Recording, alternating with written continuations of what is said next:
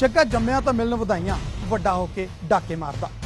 पर एक सरमाएदार जिमीदार जगत सिंह सिद्धू आखिर जग्गा डाकू किवें बनिया? आखिर क्यों इतिहासकारां ने एक डाकू नूं रॉबिन हुड दा दर्जा दिता? अज तुहानूं दसदे हां जग्गे डाकू दी असल कहानी।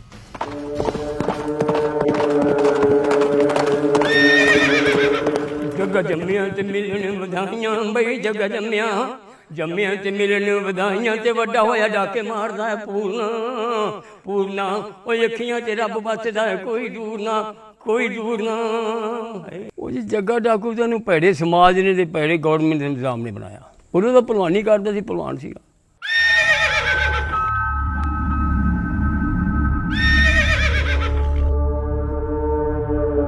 जग्गे डाकू बारे तुसी कई तरह दीयां कहानियां सुनिया होणगियां। फिल्मकारां ने उस बारे कई तत्थ पेश किए, पर असीं तुहानूं दिखाउण जा रहे हैं जग्गे दी जिंदगी दा असल सच। जग्गे डाकू दी जिंदगी दे कई अणसुणे किस्से किसी होर नहीं सगों जग्गे डाकू दी अपनी धी ते उसदे परिवार दी जुबानी। जग सिंह डाकू बनिया, तगड़ियां ਨੂੰ ਲੁੱਟ ਕੇ ਮਾੜਾ ਜਿਹਾ ਵੰਡ ਦਿੰਦਾ ਸੀ, ਘਰ ਦਾ ਲਿਆਉਂਦਾ ਨਹੀਂ ਸੀ, ਪਰ ਲੋਕ ਚੰਗਾ ਕਹਿੰਦੇ ਸੀ। ਇਹਨੇ ਲੋਕਾਂ ਦੀਆਂ ਲੜਕੀਆਂ ਵੀ ਆਈਆਂ, ਕਿਸੇ ਦੀ ਲੜਕੀ ਨੂੰ ਹੱਥ ਨਹੀਂ ਪਾਇਆ। ਉਹ ਡਾਕੇ ਮਾਰਨਾ ਦਾ ਸ਼ੌਂਕ ਨਹੀਂ ਸੀ, ਪੇਸ਼ਾ ਨਹੀਂ ਸੀ। ਵਕਤ ਦੀਆਂ ਸਰਕਾਰਾਂ ਨੇ ਉਹਨਾਂ ਨੂੰ ਕੁਝ ਵੀ ਬਣਾਤਾ।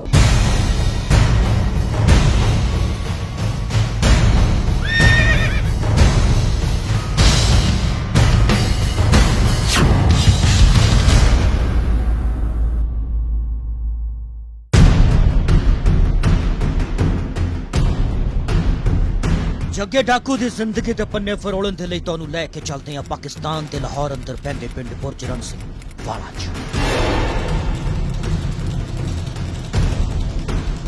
इस पिंड का रहने वाला सरदार मक्खन सिंह सिद्धू अपने इलाके च चंगा रसूख रखदा सी, पर कमी सी घर च एक वड्डी खुशी दी।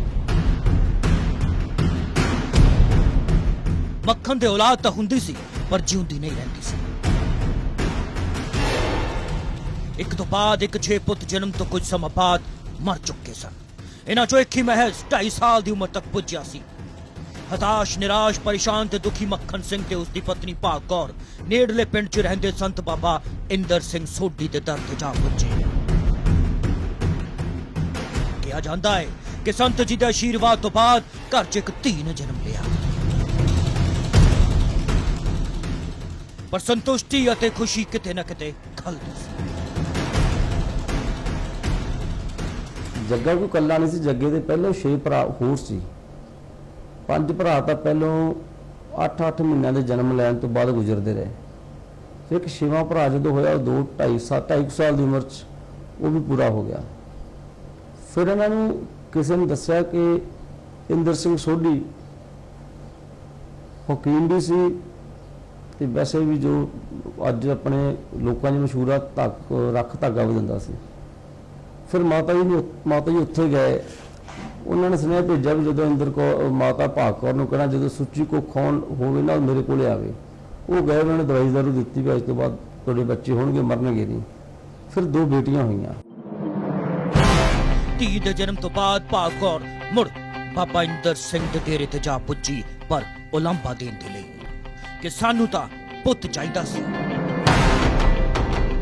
इस ते संत इंदर सिंह ने मुड़ झोली भरन ते पुत्त दी दात दा वर भी दे दिता, पर नाल ही एक जरूरी ते सख्त उपाय भी दस छड्डिया।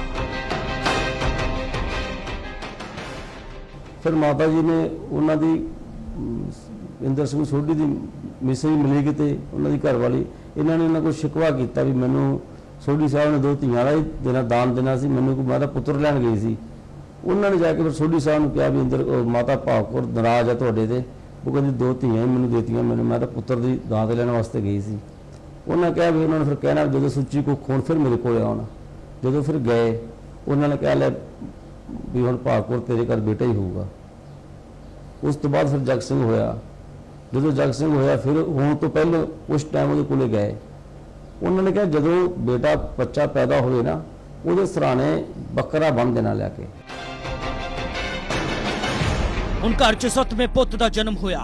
संत इंदर सिंह दे दस्से मुताबक मंजे नाल बकरा बन्निया गया, पर होनी दी मर्जी कि बकरा अगले दिन ही मर गया।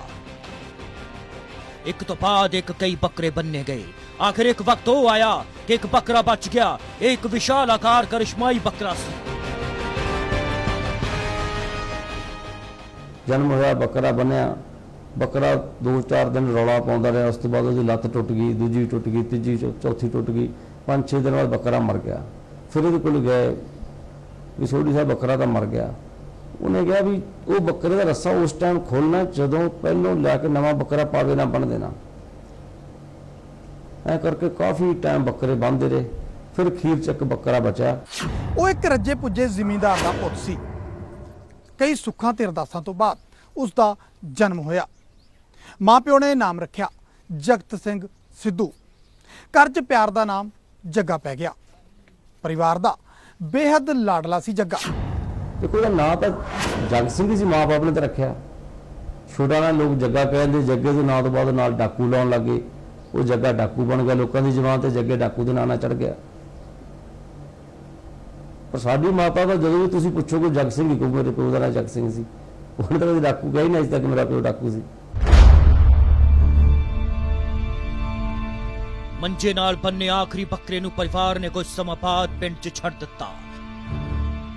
ਦੱਸਿਆ ਜਾਂਦਾ ਹੈ ਕਿ ਗਵਾਂਢ ਪਿੰਡ ਵੱਲੋਂ ਕੁਝ ਦਿਨ ਦੇ ਲਈ ਬੱਕਰਾ ਲੈ ਕੇ ਜਾਣ ਦੇ ਨਾਮ ਤੇ ਉਸ ਨੂੰ ਚੋਰੀ ਵੇਚ ਦਿੱਤਾ ਗਿਆ। ਇਹ ਕੋਈ ਛੋਟੀ ਘਟਨਾ ਨਹੀਂ ਸੀ। ਸੰਤਿੰਦਰ ਸਿੰਘ ਦੇ ਬਚਨਾਂ ਮੁਤਾਬਕ ਬਸ ਇਸ ਤੋਂ ਬਾਅਦ ਸਰਦਾਰ ਮੱਖਣ ਸਿੰਘ ਸਿੱਧੂ ਦੇ ਘਰ ਦੇ ਮੰਦੇ ਹਾਲਾਤ ਸ਼ੁਰੂ ਹੋ ਗਏ। ਜਿਹੜਾ ਫਿਰ ਇੱਕ ਬੱਕਰਾ 10 ਦਿਨ ਬਚ ਗਿਆ, ਉਹ ਪਿੰਡ 'ਚ ਖੁੱਲਾ ਰਹਿੰਦਾ ਸੀ, ਉਹਨੂੰ ਬੰਨ੍ਹਦੇ ਤਾਂ ਹੈ ਨਹੀਂ ਸੀ। ਉਹ ਕਈ ਵਾਰੀ ਲਾਗੇ ਦੇ ਜਿਹੜੇ ਲੋਕਾਂ ਨੇ ਇੱਧਰ ਰੱਖੇ ਸੀ ਬੱਕਰੀਆਂ, ਉਹ ਲੋਕ ਉਹਨੂੰ ਲੈ ਜਾਂਦੇ ਸੀ ਅੱਗੇ ਚੰਗੀ ਪੈਦਾਇਸ਼ ਲੈਣ ਵਾਸਤੇ। ਇੱਕ ਦੱਸਦੇ, ਮਾਤਾ ਜੀ ਦੱਸਦੀ ਹੁੰਦੀ ਵੀ ਇੱਕ ਲੈ ਗਿਆ, ਉਹਨਾਂ ਨੇ ਲਗਾਇਆ ਤੇ ਵੀ ਸਾਨੂੰ ਮਹੀਨਾ 20 ਦਿਨ ਚਾਹੀਦਾ। ਉਸ ਤੋਂ ਬਾਅਦ ਉਹਨਾਂ ਨੇ ਜਾ ਕੇ ਬੱਕਰਾ ਝੜਕਾਈਆਂ ਨੂੰ ਵੇਚਤਾ। ਪਿੰਡ ਦੀ ਪੰਚਾਇਤ ਨੂੰ ਪਤਾ ਲੱਗਿਆ, ਗਏ ਉਹਨੂੰ 10 ਦਿਨ 5 ਰੁਪਏ ਜੁਰਮਾਨਾ ਕੀਤਾ। कुछ गुरुद्वारा साहब ਨੂੰ देते पैसे, ਜਿਵੇਂ ਜਿਵੇਂ ਹੋਏ ਕੁਝ ਪੈਸੇ ਕੋਲੇ ਰਹਿ ਗਏ। ਉਹ ਮਾਤਾ ਦੱਸਦੀ ਹੁੰਦੀ ਹੈ ਵੀ ਉਹ ਪੈਸੇ ਇੰਨੇ ਕੁ ਮਾੜੇ ਸੀ ਵੀ ਨਾ ਤਾਂ ਬੱਕਰਾ ਜਿਹਨੇ ਵੱਢ ਕੇ ਵੇਚਿਆ ਉਹਦਾ ਕੁਛ ਰਿਹਾ, ਨਾ ਹਿਸਾਬ ਨਾਲ ਸਾਡਾ ਕੁਛ ਰਿਹਾ, ਵੀ ਸਾਡਾ ਵੀ ਘਰ ਦਾ ਜੀਵ ਗੁਜ਼ਰ ਗਿਆ। ਘਰ 'ਚ ਪੁੱਤ ਦੇ ਜਨਮ ਦੀ ਖੁਸ਼ੀ ਅਜੇ ਠੰਡੀ ਵੀ ਨਹੀਂ ਪਈ ਸੀ ਕਿ 3 ਕੁ ਸਾਲ ਬਾਅਦ ਸਿਰ ਤੋਂ ਪਿਓ ਦਾ ਹੱਥ ਉੱਠ ਗਿਆ। ਚਾਚੇ ਰੂਪ ਸਿੰਘ ਨੇ ਪਿਓ ਦਾ ਫਰਜ਼ ਨਿਭਾਇਆ ਤੇ ਜੱਗੇ ਦੀ ਹਰ ਖੁਆਇਸ਼ ਪੂਰੀ ਕੀਤੀ। ਮਾਂ ਦਾ ਲਾਡਲਾ ਜੱਗਾ ਹੁਣ ਭਲਵਾਨੀ ਕਰਨ ਲੱਗਾ ਸੀ। ਡੋਲਿਆਂ 'ਚ ਅਨੋਖੀ ਜਾਨ ਸੀ ਉਸਦੇ। ਛੋਟੀ ਉਮਰ 'ਚ 3-3.5 ਸਾਲ ਦੀ ਉਮਰ 'ਚ ਬਾਪ ਸਿਰ ਤੋਂ ਚਲਾ ਗਿਆ। ਚਾਚੇ ਰੂਪ ਸਿੰਘ ਨੇ ਵੀ ਬੜੇ ਚਾਵਾਂ ਨਾਲ ਸ਼ੌਂਕ ਨਾਲ ਪਾਲਿਆ ਕੰਮ। ਉਹਨੇ ਕਦੇ ਦੱਸਿਆ ਨਹੀਂ ਸਾਨੂੰ ਵੀ ਆਹ ਕੰਮ ਕਰ ਲਾ। ਭਲਵਾਨੀ ਕਰ ਲੈਣੀ, ਯਾਰਾਂ ਦੋਸਤਾਂ ਨਾਲ ਘੁੰਮ ਫਿਰ ਲੈਣਾ।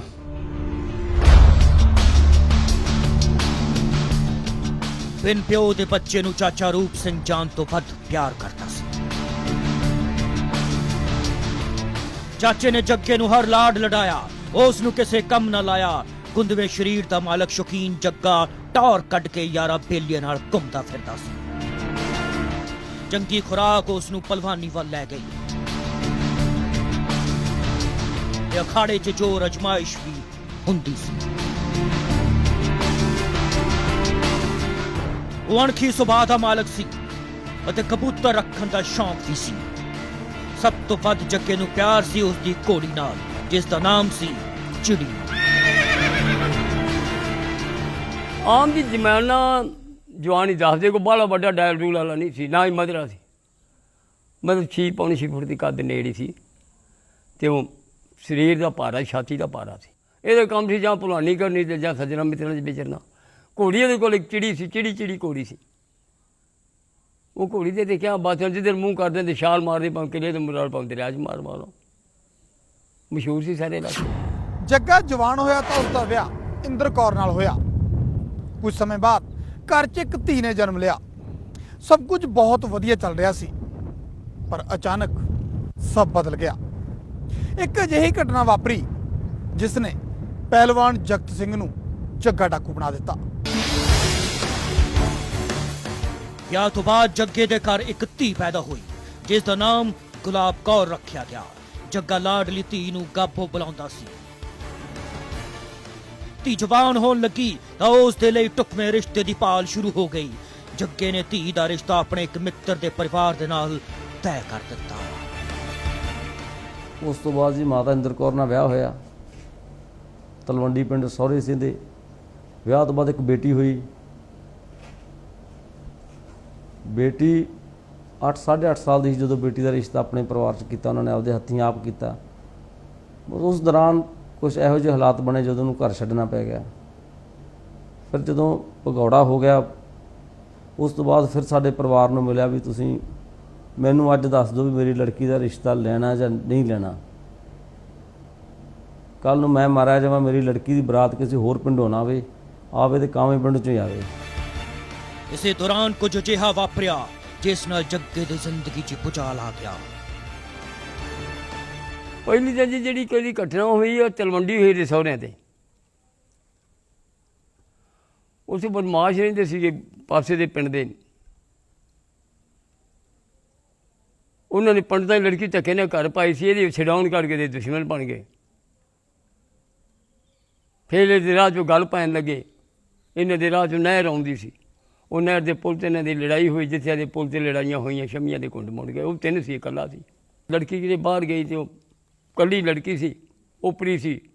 ਉਹ ਕਿਤੇ ਬਦਮਾਸ਼ ਪੁਲਿਸ ਵਾਲੀ ਕੋਈ ਬਦਮਾਸ਼ ਟਾਈਪ ਦੇ ਉਹਨਾਂ ਦੇ ਹੱਥੀਂ ਆ ਗਈ। ਉਹ ਲੜਕੀ ਨੇ ਰੌਲਾ ਪਾਇਆ ਤਾਂ ਬਰਸਾਤ ਹੋਈ ਜਾਂਦੀ ਸੀ। ਕੁਦਰਤੀ ਜੀਭ ਖੁੱਭ ਗਈ, ਇਹ ਕੁਦਰਤੀ ਉਹਦੇ ਆ ਗਏ ਨਾ ਪੁਲਿਸ ਵਾਲੇ ਤੋਂ ਲੜਕੀ ਖੋਲੀਏ ਤਾਂ ਪੁਲਿਸ ਵਾਲੀ ਦੁਸ਼ਮਣੀ ਪੈ ਗਈ। ਸਾਡੇ ਪਿੰਡ ਇੱਕ ਦਫਾ ਚੋਰੀ ਹੋਈ। ਇਹਨਾਂ ਦਾ ਸਾਡੇ ਬਜ਼ੁਰਗਾਂ ਕੋਲ ਬਹੁਤ ਆਉਣ ਜਾਣ ਸੀ। ਕੁਝ ਬੰਦਿਆਂ ਨੇ ਕਿਹਾ ਵੀ ਇਹਨਾਂ ਦਾ ਨਾਲ ਲਵਾ ਦੇ ਵਿੱਚ ਚੋਰੀ ਕਰਨ 'ਚ ਇਹ ਬੰਦੇ ਨਾਲ ਸੀ, ਜਗ ਸਿੰਘ ਹੋਰੀ। ਹੋਰ ਉਦੋਂ ਜਗ ਸਿੰਘ ਆਪਦੀ ਬੇਟੀ ਦਾ ਰਿਸ਼ਤਾ ਮੇਰੇ ਪਰਿਵਾਰ 'ਚ ਕਰ ਬੈਠਾ ਸੀ। ਇਹਨਾਂ ਨੇ ਕਿਹਾ ਵੀ ਚਲੋ ਅਸੀਂ ਪੇਸ਼ ਹੋ ਜਾਂਦੇ ਹਾਂ। ਵਿੱਚੋਂ ਕਿਸੇ ਨੇ ਕਹਿਤਾ ਵੀ ਤੇਰੀ ਬੇਟੀ ਮੰਗੀ ਕਾਵੇਂ ਪਰਿਵਾਰ 'ਚ, ਕੱਲ੍ਹ ਤੇਰੀ ਉਹਨਾਂ ਨੇ ਬੇਇੱਜ਼ਤੀ ਕੀਤੀ, ਕੁੜਮਾਂ ਸਾਹਮਣੇ ਤੇਰੀ ਇੱਜ਼ਤ ਕੀ ਰਹੂਗੀ। ਉਹਨੇ ਕਿਹਾ ਵੀ ਥਾਣੇਦਾਰ ਬੜੇ ਅੜਬ ਨੇਚਰ ਦਾ, ਇਹ ਕੁਝ ਹੋ ਵੀ ਸਕਦਾ।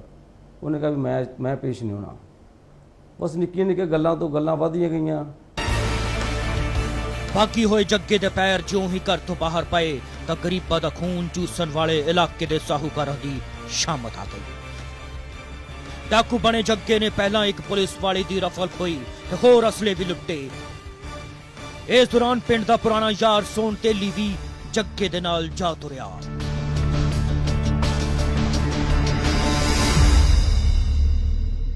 ਸਾਨੂੰ ਤਾਂ ਮਾਤਾ ਜੀ ਤੋਂ ਪਤਾ ਲੱਗਦਾ ਕਈ ਗੱਲਾਂ ਕਰਕੇ ਇਹਨਾਂ ਦੀ ਆਪਸ 'ਚ ਖਹਿਬਾਜ਼ੀ ਹੁੰਦੀ ਇਹਨਾਂ ਨੂੰ ਖੀਰੇ ਲੈਣ ਫੜਨੀ ਪੈ ਗਈ। ਫਿਰ ਇਹਨਾਂ ਨੇ ਅਸਲਾ ਵੀ ਕਿਸੇ ਸਿਪਾਹੀ ਤੋਂ ਖੋਇਆ। ਇੱਕ ਇਹਨਾਂ ਦਾ ਦੋਸਤ ਸੀ, ਉਹ ਤੋਂ 12 ਬੋਰ ਦੀ ਬੰਦੂਕ ਖੋਹ ਕੇ ਘਰੋਂ ਜਾ ਕੇ ਵੀ ਮੈਨੂੰ ਦੇ ਦੇ, ਮੈਂ ਡਾਕੂ ਹੋਣਾ। ਜੱਗੇ ਨੇ ਕਈ ਵੱਡੇ ਡਾਕੇ ਮਾਰੇ। ਉਸ ਦੇ ਨਿਸ਼ਾਨੇ ਤੇ ਇਲਾਕੇ ਦੇ ਧਨਾੜ ਸਨ। ਉਹ ਸ਼ਾਹੂਕਾਰਾਂ ਨੂੰ ਲੁੱਟਦਾ ਤਾਂ ਜ਼ਰੂਰ, ਪਰ ਲੁੱਟ ਦਾ ਜ਼ਿਆਦਾ ਹਿੱਸਾ ਗਰੀਬਾਂ ਤੇ ਲੋੜਵੰਦਾਂ 'ਚ ਵੰਡ ਦਿੰਦਾ। ਸ਼ਾਇਦ ਉਸ ਦੀ ਇਸੇ ਅਦਾ ਨੇ ਇੱਕ ਡਾਕੂ ਹੋਣ ਦੇ ਬਾਵਜੂਦ ਰੋਬਿਨ ਹੁੱਡ ਬਣਾ ਦਿੱਤਾ। ਪਹਿਲਾਂ ਡਾਕਾ ਜੀ ਨੇ ਘੁਮਿਆਰੀ ਵਾਲੇ ਮਾਰੇ, ਉਸੇ ਪੈਸੇ ਦੇ ਰਾਜ ਨੇ ਡਾਕਾ ਮਾਰੇ ਅਸਲਾ ਲਵਾਂਗੇ ਹੋਰ ਕੀ। ਪਰ ਪੈਸੇ ਆ ਕੇ ਪਿੰਡ 'ਚ ਨੇ ਪੈਸੇ ਵੰਡਦੇ, ਉਸ ਪਿੰਡ 'ਚ ਖਿਲਾਰਦੇ। ਉਸ ਬਾਅਦ ਲੈਲਪੁਰ ਮਾਰਿਆ, ਸ਼ਾਹੀਵਾਲ ਮਾਰਿਆ, ਇਹ 3-4 ਡਾਕੇ ਮਾਰੇ ਇਹਨਾਂ ਨੇ। ਬੇਸ਼ੱਕ ਜੱਗਾ ਅਮੀਰਾਂ ਨੂੰ ਲੁੱਟ ਗਰੀਬਾਂ 'ਚ ਵੰਡਦਾ ਸੀ, ਪਰ ਬ੍ਰਿਟਿਸ਼ ਸਰਕਾਰ ਦੀ ਨਜ਼ਰ 'ਚ ਉਹ ਇੱਕ ਖਤਰਨਾਕ ਮੁਜਰਮ ਸੀ। ਸਰਕਾਰ ਨੇ ਉਸ ਨੂੰ ਡਾਕੂ ਐਲਾਨ ਕਰ ਸਿਰ ਤੇ ਇਨਾਮ ਰੱਖ ਦਿੱਤਾ। ਆਏ ਦਿਨ ਵੱਡੀਆਂ ਲੁੱਟਾਂ ਤੇ ਵਾਰਦਾਤਾਂ ਨੂੰ ਅੰਜਾਮ ਦੇਣ ਦੇ ਚੱਲਦੇ ਜੱਗਾ ਉਸ ਸਮੇਂ ਦੀ ਅੰਗਰੇਜ਼ ਸਰਕਾਰ ਦੇ ਲਈ ਸਿਰਦਰਦੀ ਬਣ ਗਿਆ। ਲੱਖਾਂ ਕੋਸ਼ਿਸ਼ਾਂ ਦੇ ਬਾਵਜੂਦ ਪੁਲਿਸ ਦੇ ਹੱਥ ਜੱਗੇ ਤੱਕ ਨਹੀਂ ਪਹੁੰਚਦੇ ਸਨ। ਆਖਰ ਅੰਗਰੇਜ਼ ਹਕੂਮਤ ਨੇ ਉਸ ਨੂੰ ਫੜਾਉਣ ਵਾਲੇ ਨੂੰ ਇੱਕ ਮੁਰੱਬਾ ਜ਼ਮੀਨ, ਇੱਕ ਘੋੜੀ ਤੇ ਵੱਡਾ ਨਗਦ ਇਨਾਮ ਦੇਣ ਦਾ ਐਲਾਨ ਕਰ ਦਿੱਤਾ। ਸਰਕਾਰ ਦੀ ਇਹ ਸਕੀਮ ਕਾਮਯਾਬ ਹੋ ਨਿਕਲੀ। ਇਨਾਮ ਨੇ ਜੱਗੇ ਦੇ ਲਾਲਚੀ ਰਸੋਈਏ ਨੂੰ ਗੱਦਾਰ ਬਣਾ ਦਿੱਤਾ। ਇਹ ਡਾਕੂ ਦਾ ਭਾਵੇਂ ਕਿੰਨਾ ਚਿਰਿਆ, ਜਦੋਂ ਦਾ ਗੌਰਮੈਂਟ ਨੇ ਐਲਾਨ ਕਰ ਦਿੱਤਾ ਨਾ ਵੀ ਇੰਨੇ ਪੈਸੇ ਤੇ ਇੰਨੀ ਜ਼ਮੀਨ, ਮੁਰੱਬਾ ਜ਼ਮੀਨ ਦਾ, ਘੋੜੀ, ਪੈਸੇ, ਉਹ ਨਹੀਂ ਨੇ ਕਿਹਾ ਪੈਸਿਆਂ ਦੇ ਨਾਲ ਸੀ ਕਿ ਕੋਈ ਸੋਨਾ ਸੀ ਇਹਨਾਂ ਕੋਲ 5-7 ਸਿਰ, ਉਹ ਅਸੀਂ ਮੇਰੇ ਹੱਥੀਂ ਆ ਜਾਊਗਾ। ਇਸ ਪਰ ਉਹਨੇ ਲਾਲਚ ਆ ਕੇ ਮਾਰਤਾ। ਉਸ ਦਿਨ ਇੱਕ ਵੱਡੀ ਲੁੱਟ ਨੂੰ ਅੰਜਾਮ ਦੇਣ ਤੋਂ ਬਾਅਦ ਜੱਗਾ ਆਪਣੇ ਕੁਝ ਸਾਥੀਆਂ ਸਮੇਤ ਡਾਕੂ ਮਲੰਗੀ ਦੇ ਡੇਰੇ ਤੇ ਮੌਜੂਦ ਸੀ। ਆਪਣੇ ਸਾਥੀਆਂ ਤੇ ਬੇਹੱਦ ਭਰੋਸਾ ਸੀ ਉਸ ਨੂੰ, ਪਰ ਲੁੱਟ ਦੇ ਮਾਲ ਤੇ ਜੱਗੇ ਦੇ ਸਿਰ ਤੇ ਸਰਕਾਰੀ ਇਨਾਮ ਦੇ ਲਾਲਚ ਨੇ ਸਾਥੀ ਲਾਲੂ ਨਾਈ ਨੂੰ ਬੇਈਮਾਨ ਬਣਾ ਦਿੱਤਾ। ਉਸਨੇ ਗਦਾਰੀ ਕਰ ਸ਼ਰਾਬ 'ਚ ਜੱਗੇ ਨੂੰ ਜ਼ਹਿਰ ਪਿਲਾਇਆ ਤੇ ਬੇਹੋਸ਼ ਹੋਏ ਜੱਗੇ ਤੇ ਗੋਲੀਆਂ ਚਲਾ ਕੇ ਉਸ ਨੂੰ ਮਾਰ ਮੁਕਾਇਆ। ਜਦੋਂ ਮਰਿਆ ਹੈ ਹਾਂ ਜਦੋਂ ਮਰਿਆ ਹੈ ਮੇਰੀ ਉਮਰ 9 ਸਾਲ ਦੀ ਸੀ। 9 ਸਾਲ ਦੀ ਸਦੋਂ ਕੋਲ ਜਿਹੜਾ ਸਿਮਨਾ ਸੀ ਪੋਸਟਾ ਮੰਡਿਆ ਸਾਨੇ 3-4 ਸ਼ੇਰ ਮੋਹ ਰੱਖਿਆ ਸਾਨੇ ਕਿ ਵੇਚ ਕੇ ਜੈਸਾ ਲਾਵਾਂਗੇ। ਉਹ ਬੇਈਮਾਨ ਹੋ ਗਿਆ। ਉਹ ਤਤੂਰਾ ਪਾ ਲਿਆ ਵਿੱਚ ਸ਼ਰਾਬ ਦੇ। ਉਹ ਸ਼ਰਾਬ ਬੇਸ਼ੋਸ਼ ਹੋ ਗਈ, ਬੇਹੋਸ਼ ਮਰ ਗਿਆ। ਕਿੰਨੇ ਮਾਰਿਆ ਸੀ ਬਾਪੂ ਨੂੰ? ਗੋਲੀ ਕਿੰਨੇ ਮਾਰੀ ਸੀ? ਨਾਈ ਨੇ ਕੀ ਨਾਂ ਹੁੰਦਾ? ਨਾਈ ਬੇਲੀ ਸਾਨੇ ਕਿਹੜੇ ਕਿਹੜੇ ਮਰੇ ਸੀ ਉੱਥੇ? ਇੱਕ ਰਾਉਂਡ ਦੇ ਨਾਲ ਦਾ ਜਿਹੜਾ ਸੀ ਉਹ ਤਾਂ ਡਾਕੂ ਸੀ ਮੰਤਾ ਤੇ ਇਹ ਆਉਂਦਾ ਸੀ। ਡਾਕੂ ਹੋਣ ਤੋਂ ਬਾਅਦ ਫਿਰ ਵਿੱਚੋਂ ਲਾਲੂ ਨਾਈ ਨੇ ਸ਼ਰਾਬ 'ਚ ਧਤੂਰਾ ਪਿਆ ਕੇ ਮਲੰਗੀ ਡਾਕੂ ਦੇ ਡੇਰੇ ਤੇ ਯਾਰ ਮਰ ਕਰਕੇ ਧਤੂਰੇ ਨਾਲ ਹੀ ਵੈਸੇ ਤਾਂ ਉਹ ਅੱਧ ਮਰੇ ਹੋ ਗਏ ਸੀ। ਸੁੱਤਿਆਂ ਪਿਆਂ ਦੇ ਇੱਕ ਇੱਥੇ ਗਲ 'ਚ ਗੋਲੀ ਮਾਰੀ, ਇੱਕ ਇੱਥੇ ਨਲ 'ਚ ਗੋਲੀ ਮਾਰੀ। 2 ਗੋਲੀਆਂ ਤੇਲੀ ਦੇ ਮਾਰੀਆਂ, ਜਿਹੜਾ ਨਾਲ ਮੁਸਲਮਾਨਾਂ ਦਾ ਮੁੰਡਾ ਸੀ ਤੇਲੀ, ਤੇ ਇੱਕ ਜਿਹੜਾ ਇਹਨਾਂ ਦਾ ਦੋਸਤ ਸੀ ਬੰਤਾ ਸਿੰਘ, ਉਹ ਨਾਲ ਹੀ ਕਿਸੇ ਬੰਦੇ ਨੂੰ ਮਿਲਣ ਵਾਸਤੇ ਗਿਆ ਸੀ। ਬੰਤਾ ਸਿੰਘ, ਸੋਹਣ ਤੇ ਜਗ ਸਿੰਘ ਤਿੰਨੇ ਹੀ ਮਲੰਗੀ ਦੇ ਡੇਰੇ ਤੇ ਇੱਕ ਦਿਨ ਇਕੱਠੇ ਕਤਲ ਹੋਏ ਸੀ। ਸੁੱਖਾਂ ਸੁੱਖ ਲਿਆ ਮਾਂ ਦਾ ਇਕਲੌਤਾ ਲਾਡਲਾ ਪੁੱਤ ਤੇ ਕੁਝ ਸਮੇਂ 'ਚ ਇਲਾਕੇ ਦਾ ਨਾਇਕ ਬਣਨ ਵਾਲਾ ਜੱਗਾ ਗੱਦਾਰੀ ਦੀ ਭੇਟ ਚੜ ਗਿਆ। ਇਸ ਕਤਲ ਨੇ ਪੂਰੇ ਇਲਾਕੇ ਨੂੰ ਝੰਜੋੜ ਕੇ ਰੱਖ ਦਿੱਤਾ। ਇੱਕ ਸੂਰਮੇ ਦੇ ਇਸ ਕਦਰ ਧੋਖੇ ਨਾਲ ਹੋਏ ਕਤਲ ਦਾ ਕੋਈ ਯਕੀਨ ਵੀ ਕਿਵੇਂ ਕਰਦਾ। ਲਾਲੂ ਨਾਈ ਨੇ ਸਾਰਾ ਕੁਝ ਕਰਵਾਇਆ ਸੀ। ਪੁਲਿਸ ਦਾ ਨਾਲ ਪੁਲਿਸ ਦਾ ਹੱਥ ਟੋਕਾ ਬਣ ਚੁੱਕਿਆ ਸੀ। ਉਹ ਜਾ ਕੇ ਪੇਸ਼ ਹੋ ਗਿਆ ਵੀ ਮੈਂ ਮਾਰੇ ਆ। ਦੱਸਦੇ ਵੀ ਇੰਨੀ ਬੁਰੀ ਹਾਲਤ ਨਾਲ ਮਰਿਆ ਵੀ ਜਿਹੜਾ ਵੀ ਉਹਨੂੰ ਅੰਦਰ ਮਿਲਦਾ, ਕੋਈ ਠੁੱਡਾ ਮਾਰਦਾ, ਕੋਈ ਧੌਲ ਮੁੱਕੀ ਕਰਦਾ। ਖੀਰ ਉਸ ਬੰਦੇ ਨੂੰ ਜੇਲ੍ਹ 'ਚ ਕੀੜੇ ਪੈ ਗਏ ਸੀ। ਕੀੜੇ ਪੈ ਕੇ ਮਰਿਆ, ਬਹੁਤ ਮਾੜੀ ਹਾਲਤ ਨਾਲ ਮਰਿਆ। ਜਿਹੜਾ ਕਹਿੰਦੇ ਇੱਕੋ ਗੱਲ ਕਹਿੰਦੇ, ਜਾ ਯਾਰ ਤੂੰ ਯਾਰ ਮਾਰ ਕੀਤੀ, ਤੂੰ ਉਹਨਾਂ ਦਾ ਕਿਤੇ ਮੁਕਾਬਲਾ ਕਰਾਉਂਦਾ, ਮੁਕਾਬਲਾ ਹੁੰਦਾ, ਲੋਕ ਵੇਹਦੇ ਵੀ ਅੱਜ ਡਾਕੂਆਂ ਦਾ ਮੁਕਾਬਲਾ ਪੁਲਿਸ ਨਾਲ ਹੋਇਆ। ਮਾਰਿਆ ਜਾਣੇ ਸੀ ਉਹਨਾਂ ਨੇ, ਪਰ ਜਿਹੜੀ ਤੂੰ ਯਾਰ ਮਾਰ ਕੀਤੀ ਨਾ, ਤੇ ਬਹੁਤ ਮਾੜੀ ਗੱਲ ਕੀਤੀ ਹੈ।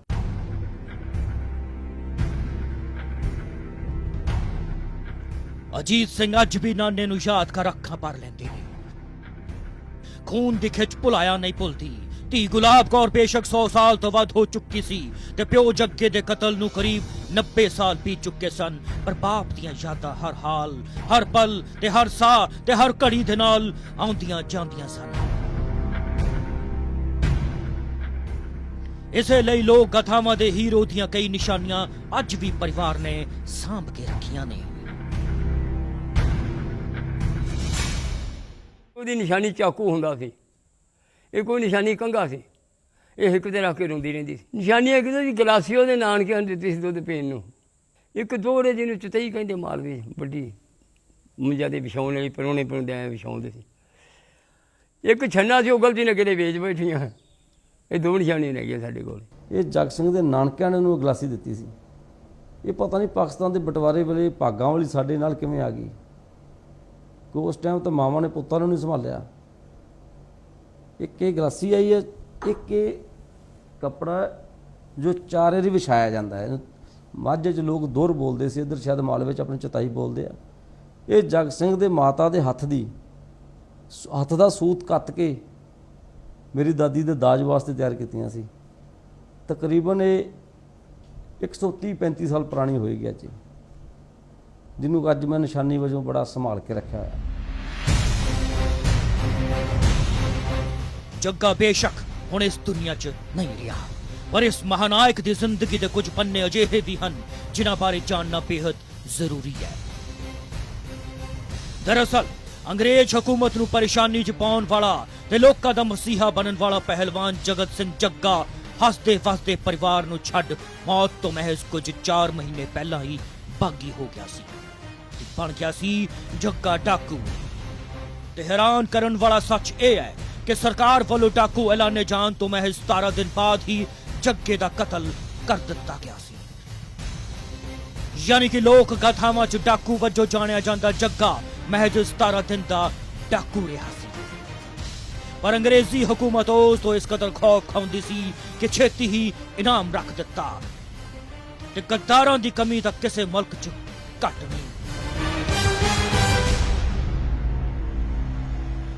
ਡਾਕੂ ਦਾ ਐਲਾਨ ਕਰਤਾ, ਮੈਂ ਡਾਕੂ ਹੋ ਗਿਆ। ਉਸ ਤੋਂ ਬਾਅਦ 17ਵੇਂ ਦਿਨ ਤਾਂ ਮਰਿਆ ਜਾਂਦਾ ਉਹ। 17 ਦਿਨ ਭਗੌੜਾ ਰਿਹਾ, ਵੈਸੇ 3.5 ਮਹੀਨੇ ਘਰੋਂ ਤੁਰਿਆ ਫਿਰਿਆ ਬਾਹਰ, ਪਰ ਭਗੌੜਾ 17 ਦਿਨ ਰਿਹਾ। ਅਸੀਂ ਤਾਂ ਜੀ ਬੜਾ ਫਖਰ ਕਰਦੇ ਹਾਂ, ਸਾਡੇ ਨਾਨਾ ਡਾਕੂ ਵੀ ਹੋ ਕੇ ਲੋਕਾਂ ਦੇ ਡਾਕੂਆਂ ਨੂੰ ਲੋਕ ਬਦਨਾਮ ਕਰਦੇ, ਸਾਡੇ ਨਾਨਾ ਡਾਕੂ ਲੋਕ ਜੱਸ ਗਾਉਂਦੇ ਜੇ ਵੀ। ਜੱਗੇ ਮਾਰਿਆ ਲਹਿਲਪੁਰ ਡਾਕਾ, ਜੱਗੇ ਮਾਰਿਆ ਲਹਿਲਪੁਰ ਡਾਕਾ, ਤਾਰਾਂ ਖੜਕ ਗਈਆਂ ਆਪੇ ਆਪੇ, ਤਰੀਕਾਂ ਭੁਗਤਣਗੇ ਤੇਰੇ ਮਾਪੇ। ਕੁਝ ਸਮੇਂ 'ਚ ਹੀ ਲੋਕ ਨਾਇਕ ਬਣ ਰੂਹਾਂ 'ਚ ਵਸਣ ਵਾਲਾ ਜੱਗਾ ਮਹਿਜ਼ 29 ਸਾਲ ਦੀ ਉਮਰ 'ਚ ਕਤਲ ਹੋ ਗਿਆ। ਪਰ ਆਪਣੀ ਅੱਛਾਈ ਦੇ ਚਲਦਿਆਂ ਇੱਕ ਸਦੀ ਬੀਤਣ ਤੋਂ ਬਾਅਦ ਵੀ ਜੱਗਾ ਅੱਜ ਲੋਕਾਂ ਦੀ ਸੋਚ 'ਚ ਅਮਰ ਹੈ।